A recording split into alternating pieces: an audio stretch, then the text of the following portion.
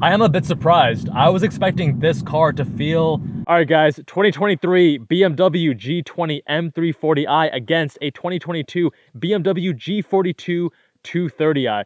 So let's say you're in the market for a non-M BMW. You want a little bit more comfort and daily drivability than what the M2s, M3s, and M4s have to offer. So do you go with the M340i or the 230i? The M340i is powered by the B58 engine. That's a 3-liter turbocharged inline-6 that's making 382 horsepower, 369 pound-feet of torque, whereas the 2 Series is powered by the B48. That's a 2-liter inline-4 making 255 horsepower, 295 pound-feet of torque. That 2 Series is around 3,500 pounds, whereas the M340i is around 3,900 pounds. Both of these cars are front-engine rear-wheel drive. We don't have X-Drive, and both have a rear seat. But obviously, the 3 Series is going to be a 4-door, more space in the back compared to the 2 Series, which is a coupe.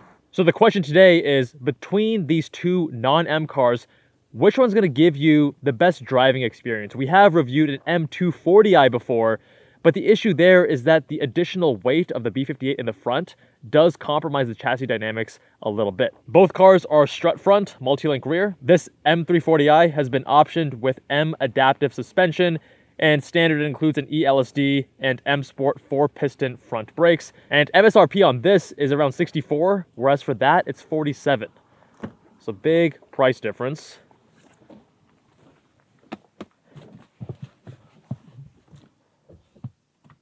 Love it or hate it, with this generation, we're getting full digital, but very nice build quality, really thick, chunky steering wheel. I like the wood trim here as well. I think it's a very nice touch. Works well with the black leather. I think it's actually fake leather. Still a very nice place to be. We're gonna go into Sport Plus.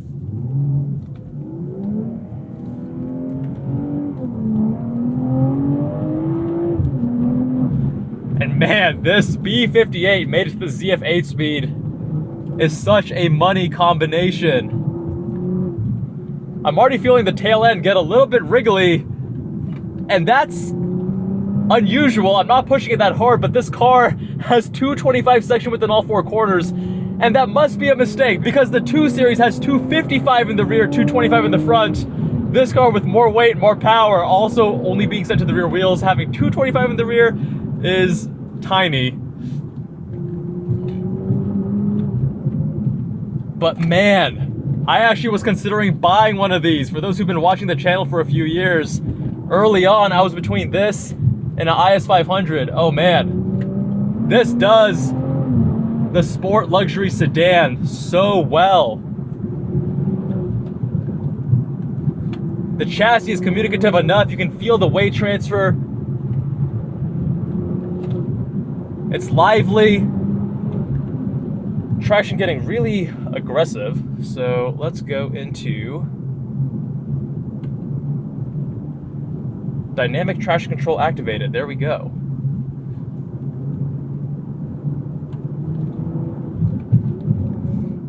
I'm gonna try the steering actually in comfort.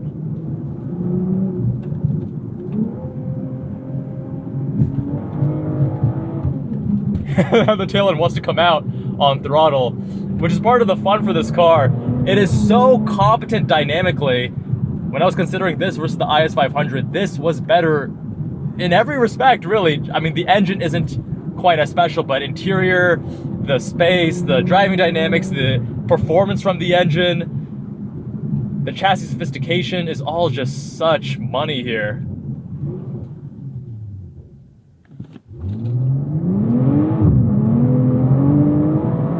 Traction limited in first and second.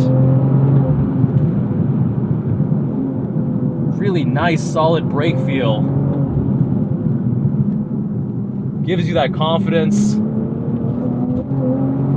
And even in sport mode, we have still a little bit of body roll, which is fine. This is not a full M car, but we have so much more comfort than an M3. I don't feel like my enjoyment of this car in the canyons is compromised with this setup. Now on track, that would be a different story, but I'm just really impressed by this M340i, and I remember I actually had an order placed. I had the order placed, it arrived, but by that time, you know, a few months later, I'd already bought something else. And even the steering here, what I'm surprised by is that BMW modern steering is normally extremely numb. And this is on the number side, but by BMW standards, I would say this is a little bit better than average. You're getting a bit of feedback. Your mid-corner load up is extremely muted, pretty numb. Yeah, so you're getting lively again with the rear. But you're getting a little bit of texture through the wheel, not very much. Yeah, you can really feel with the LSD and the power going to the rear, it wants to rotate on throttle, and again, being under-tired with 225 only makes that more accessible and the limits even lower. Let's actually go change the steering back to sport. Sometimes when you have the lighter steering, like with comfort, you can actually feel a little bit more. Yeah, here, the steering is significantly heavier in sport. And that seems to, it gives you the feeling of added friction, and sometimes the resolution of some of the feedback is a bit lower, and then you have to focus more to sense what the steering is telling you. But even the front end here, we have the B58 6-cylinder. They've put it behind, almost entirely behind that front axle. So it's willing to change direction. BMW caring very much about weight distribution and the polar moment of inertia. And even in a sedan like this, they've made it handle really well.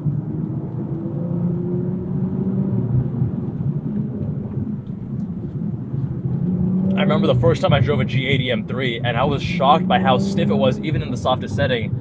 And I couldn't imagine myself daily driving it personally, but you know, we all have different tolerances, and maybe I'm a bit more of an old man. And I just felt like the M340i gives you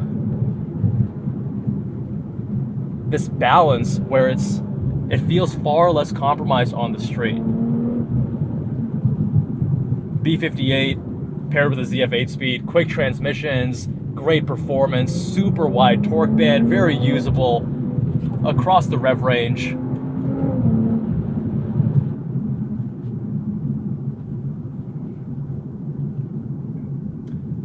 And let's give you another pull.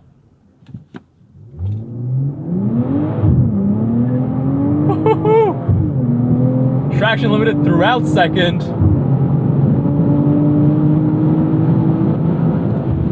This car really should not be having 225s in the rear, dude. But what a rocket. This car is so hard to fault. As a sports sedan, you don't want to go full M. This does so many things right. And it handles that 3,900 pound curb weight so much better than you'd expect to. It is really, really an incredible vehicle. I would say number one in its class by far. The IS 500, great car, but I mean, not quite to the same level as this. Definitely a more dated platform, and I'm reminding myself why I placed an order on one of these, because it is just so good. And at that price point, you're getting a lot of car, a lot of driver enjoyment and comfort and luxury, and it is really phenomenal. Didn't show you this, but earlier I was driving in comfort on the way up, and even then, the amount of difference, the magnitude change from sport to comfort is significant enough that this car becomes something that you don't feel compromised on when you're driving it even on a bumpy road like this. But now it's time to check out the 2 Series. This 230i is optioned with the M Sport package, which gives you an eLSD, M Sport fixed suspension, staggered 19-inch wheels and tires, M Sport brakes, variable ratio steering with sport steering wheel, and darkened exterior trim. MSRP for this is right around $47,000. And again, a lot of similarities. Both of these cars only come with ZF 8-speed. There's no manual option. I think the brakes, at least the front Brembo brakes, might even be the same as those Brembo brakes. They look to be the same. This weighs in right around 3,550 pounds. And again, with that B48, we're only making 255 horsepower, 295 pound-feet of torque, compared to the 382 and 369 from the M340i's B58.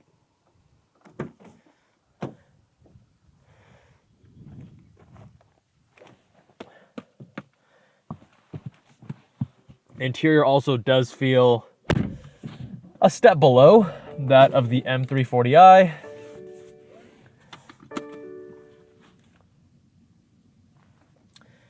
And while the M340i gives you adaptive dampers, here they're fixed, but they're going to be tuned differently because of that M Sport package compared to the regular 230i.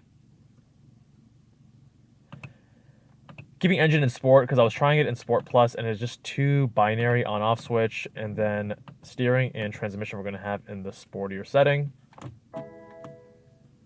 Gear shift lever is also a little bit different. You got to press the button, pull back like that.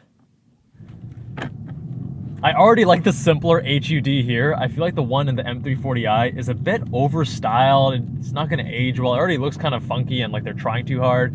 Something really simple is all you need for a heads-up display. Nice thick steering wheel, just like in that M340i. Let's pop this into manual. And I'm not sure what it is about the way they've tuned it, but the ZF8 speed paired with the B48 rather than the B58 always feels a little bit slower.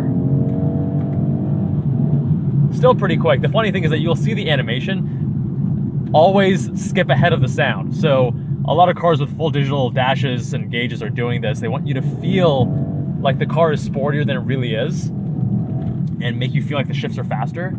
So the animation of the tach will actually be ahead of the engine speed. So it'll show the upshift or the downshift before it happens. The steering here I instantly do not like as much as the M340i. There's less road texture, noticeably so, but there's also this weird, like the first 5 to 10 degrees off center, it's very light, and then it gets a bit heavier as you go beyond that. And it's not natural dynamic weighting that you get from loading the front tires as you enter a corner, as an example. It's just always like that, which I don't like. You have to think about the steering then, makes it less natural, more natural weighting, and better feedback in the M340i. But the car does feel lighter. I mean, you're 3,550 pounds compared to the M340i. Damping here is much better than a regular 230i without the adaptive dampers. However, the damping quality, while still a lot better than that 230i, is not nearly as good as the M340i with the adaptive dampers. A bit more harshness here at initial impact.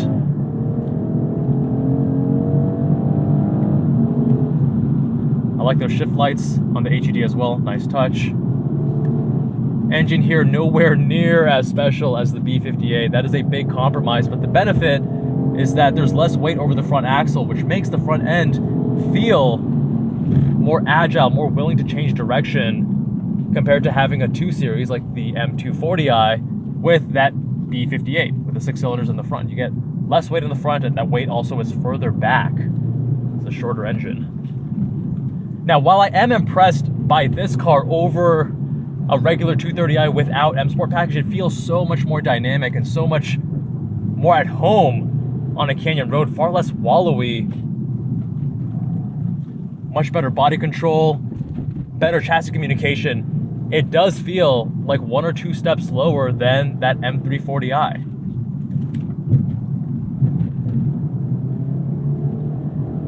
You can feel with that LSD, it also wants to rotate here, but not as eagerly as in the M340i, because, I mean, that just has so much more power.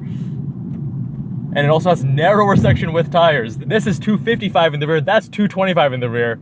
The engine note, the engine character also significantly lacking compared to the B58. Obviously, 2 very different cars and 2 very different price points, but for the driving enthusiast that doesn't want to go full M, they don't want to spend that much money and they want something that's a little bit more comfortable, these are both very compelling options. I'd say the 230i, you're getting a smaller, more intimate feel.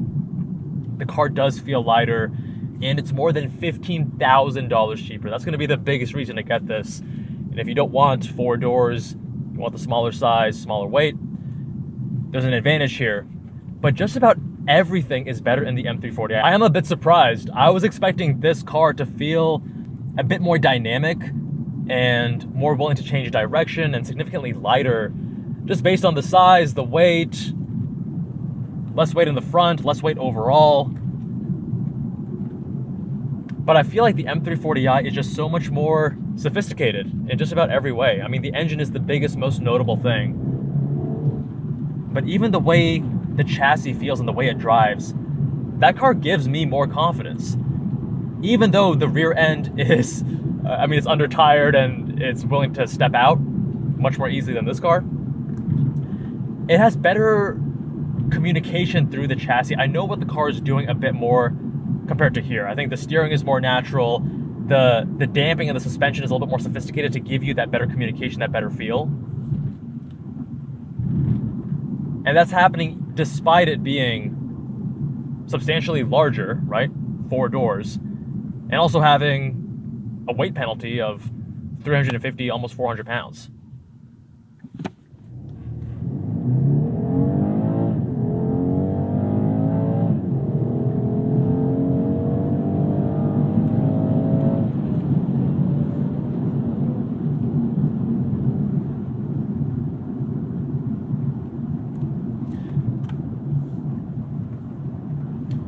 One thing that I always think is so silly is when you go into manual mode. So from drive, you can press the paddles and it's like in this, manual mode temporarily. And if you hit redline, it'll upshift. But if you go into manual mode and you want to control the gear and you want to stay in second and you hit redline, it'll still upshift for you. Oh wait, I am mistaken. It will hold it. Maybe I wasn't in sport mode when I did that earlier because it upshifted for me. Okay, that's good. I like that. That's how it should be. If I go into manual mode, let me hold the gear and don't upshift for me. You can't really go wrong with either option, but you get what you pay for. And in this instance, that additional $16,000 by getting the M340i does give you a better driving, a more practical, more comfortable, nicer interior, an overall better driving experience. You can have adaptive dampers, go from comfort to sport. The damper quality is better, the chassis communication, the engine, the steering. It is the better car. But if you want to save $16,000, then going with the 230i with the M Sport package is going to give you a substantially better driving experience than the regular 230i. And compared to the M240i, you actually retain that lighter weight, less weight on the front end, and that willingness to change direction. Big thanks to the owners, Alex and Kevin, for letting me review their car. Big thanks to Fenton from the Zygreen channel for making this possible. My friends, if you want your car reviewed, visit us on jabalandcars.com, fill out the form on the homepage, and I'll see you all in that next one.